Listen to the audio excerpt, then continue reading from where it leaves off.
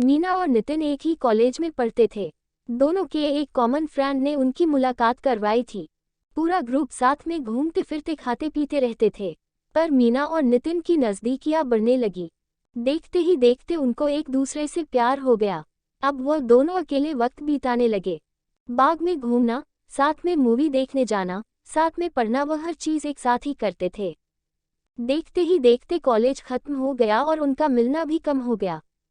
एक बार मीना और नितिन दोनों एक समुद्र किनारे बैठे थे। मीना ने नितिन से कहा, अब तो हमारा कॉलेज भी खत्म हो गया है। अब हम एक दूसरे के साथ वक्त कैसे बिताएंगे, और अब जल्द ही मेरे घर वाले मेरी शादी करवा देंगे। नितिन ने उसका हाथ पकड़ते हुए कहा कि मीना तुम चिंता मत करो, मैंने एक दो कंपनी में अप्लाई कर दिया है। बस कुछ ही दिनों में मैं अच्छी नौकरी पर लग जाऊंगा, फिर हम अपने अपने घर में बता देंगे। 2 हफ्ते बाद ही नितिन को अच्छी कंपनी में नौकरी मिल गई। जैसे कि उन्होंने तय किया था, उन्होंने अपने अपने घर में बता दिया। नितिन की मां तो मान गई, पर उसके पिताजी नहीं मान रहे थे। और यहाँ मीना के घर वालों ने तो साफ साफ इनकार ही कर दिया था। वह दोनों बहुत परेशान होने लगे कि अब क्या होगा, कैसे वह अपने घर वालों को मनाएंगे। बहुत दिन हो गए, दोनों का एक दूसरे से बात करना भी कम हो गया था, क्योंकि मीना के घर वालों ने उसका फ़ोन ले लिया था और उसके लिए रिश्ता ढूंढ रहे थे। वह कभी कभी अपनी सहेली के घर जाती, तभी नितिन को फ़ोन कर पाती थी और बस हमेशा यही कहती कि नितिन तुम जल्दी ही कुछ करो, वरना मेरी शादी हो जाएगी। मैं तुमसे बहुत प्यार करती हूँ, तुम्हारे बिना नहीं रह पाऊंगी। नितिन भी उससे हमेशा आश्वासन देता था कि तुम टेंशन ना लो, पर उसे भी नहीं समझ रहा था कि वह क्या करे, कैसे अपने घर वालों को मनाए। यही सोचते सोचते वक्त बीतता जा रहा था। दोनों बहुत परेशान रहने लगे। नितिन घर पे ना कुछ खाता था, ना ही बात करता था। बस पूरा दिन शांत शांत रहता था। ये देखकर उसकी माँ से रहा नहीं गया और उसने अपने पति को समझाया कि मेरे लिए मेरे बेटी की खुशी से बढ़कर कुछ नहीं है, और अब अगर उसकी शादी होगी तो मीना से ही होगी। आप कल ही उसके घर जाके उसके माँ बाप से बात करो। अगले ही दिन नितिन के पापा मीना के घर गए और मीना के माँ बाप से बात की और उन्हें समझाया कि हमारे बच्चों की खुशी में ही हमारी खुशी होगी। मेरा बेटा एक अच्छी कंपनी में काम करता है और उसकी तनख्वाह भी अच्छी है। वह आपकी बेटी को खुश रखेगा। नितिन के पिताजी की बात सुनकर मीना के माँ बाप मान गए और शादी के लिए राजी हो गए। नितिन और मीना की शादी धूमधाम से हुई। दोनों बहुत खुश थे। वह अपने हनीमून के लिए शिमला गए। हनीमून से लौटते ही नितिन अपने काम पे लग गया। दोनों की जिंदगी हंसी खुशी बीत रही थी। उनकी शादी को अब 2 साल होने वाले थे, पर उन्हें अभी तक बच्चा नहीं हुआ था। घर वाले, रिश्तेदार, सब लोग मीना से हमेशा यही सवाल पूछते थे कि खुशखबरी कब दे रही हो, पर वह हमेशा मुस्कुराकर बात टाल देती थी। नितिन और मीना भी बच्चा चाहते थे, पर उन्हें हो नहीं रहा था। बहुत डॉक्टरों को दिखाया, सब टेस्ट भी करवाया, लेकिन कुछ फायदा नहीं हुआ। मीना की सास उससे बाबा के पास भी ले गई, पर वहां से भी निराशा ही हाथ आई। मीना बहुत परेशान थी। उसे यही चिंता खाए जा रही थी कि वह कभी मां नहीं बन पाएगी। 4 साल बीत गए, पर उन्हें अभी तक बच्चा नहीं हुआ। एक दिन नितिन ऑफिस से लौटा तो उसकी माँ उस पे चिल्लाने लगी कि तूने अपनी मर्जी से शादी की, अब देख रहा है ना, बच्चा भी नहीं हो रहा। अब हमारा वंश आगे कौन बढ़ाएगा। लोगों के ताने सुन सुनकर मेरे कान पक गए हैं।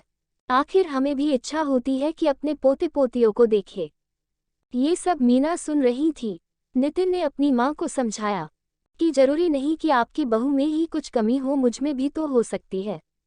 आप शांत हो जाइए। जैसे तैसे उसने अपनी माँ को चुप करवाया और अपने रूम में चला गया, जहाँ मीना वहाँ बहुत रो रही थी। नितिन उसके पास गया और उससे गले लगा कर कहने लगा, तुम चिंता मत करो, सब ठीक होगा, मैं हूं ना तुम्हारे साथ, में तुम्हारा साथ कभी नहीं छोड़ूंगा। और माँ की बात का बुरा मत मानो, वो ऐसे ही कहती है।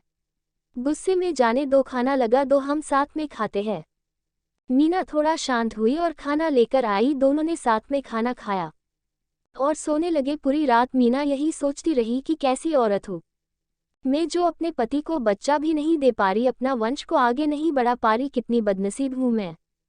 वह पूरी रात नहीं सोई और बस रोए जा रही थी। सुबह हुई, सब अपने अपने काम में लग गए। नितिन भी ऑफिस के लिए निकल गया। मीना भी अपना काम करने लगी पर उसके दिमाग में वही रात वाली बात चल रही थी। पूरा दिन यही सोचती रही। रात को जब नितिन घर आया तो मीना ने उसे खाना दिया और वह दोनों अपने कमरे में सोने की तैयारी कर रहे थे कि तब अचानक मीना ने नितिन से कहा कि क्यों न हम एक बच्चा गोद ले ले। अब हमें तो बच्चा नहीं हो रहा, क्यों न हम किसी बच्चे को गोद ले और उसे माँ बाप का सुख दे और हमें भी बच्चे का सुख मिल जाएगा। नितिन ये बात सुनकर बहुत खुश हुआ। वो दोनों दूसरे ही दिन एक अनाथालय में गए और वहाँ पूरी बात बताई। अनाथालय वालों ने कहा कि आप एक फॉर्म भर दीजिए, जैसे जैसे ही सब जांच पड़ताल हो जाएगी आपको फ़ोन आ जाएगा। उन्होंने फॉर्म भरा और एक आशा के साथ घर लौटे कि शायद अब उनकी परेशानी दूर हो जाएगी। 6 महीने हो गए उनको कॉल नहीं आया। नितिन जब भी वहाँ जाता है वह लोग उसे एक ही जवाब देते कि कॉल आ जाएगा, पर इंतज़ार की घड़ियाँ बढ़ती जा रही थी। अब मीना हिम्मत हार चुकी थी, वो पूरी तरह से टूट चुकी थी। नितिन भी आखिर कितना उसको समझा पाता। दोनों थक चुके थे, उन्हें अभी कोई उम्मीद ही नहीं रही थी कि वह कभी माँ बाप बन पाएंगे। पर नितिन ने मीना का साथ और कोशिश करना नहीं छोड़ा। वो हर 2 दिन में अनाथालय जाता था। इंतज़ार करते करते 8 महीने हो गए थे और एक दिन अचानक नितिन को कॉल आता है कि आप अनाथालय में आ जाए, आपके लिए एक खुशखबरी है। उसने तुरंत मीना को फ़ोन करके अनाथालय आने के लिए कहा। दोनों वहां पहुंचे तो उन्हें पता चला कि उनको एक बेटी गोद दी जा रही है, जो कि सिर्फ 5 महीने की है। नितिन और मीना की खुशी का ठिकाना नहीं रहा। नितिन तो खुशी के मारे वही नाचने लगा। वह दोनों उस बच्ची को लेकर घर आए। नितिन की मां ने उनका पूजा की थाली से स्वागत किया। उन्होंने उसका नाम किरण रखा, जैसे वह उनकी जिंदगी में आशा की किरण हो। वो सब बहुत खुश थे, आखिर उन्हें अपनी बेटी जो मिल गई थी और वह अच्छे से खुशहाल जिंदगी जीने लगे। बस यही होता है प्यार, जो हर वक्त में तुम्हारा साथ दे और यकीन दिलाए कि हमारी परेशानियां हमसे छोटी होती है और हमें कभी अपने जिंदगी में उम्मीद नहीं छोड़नी चाहिए। विश्वास हो तो हम सब कुछ पा सकते हैं।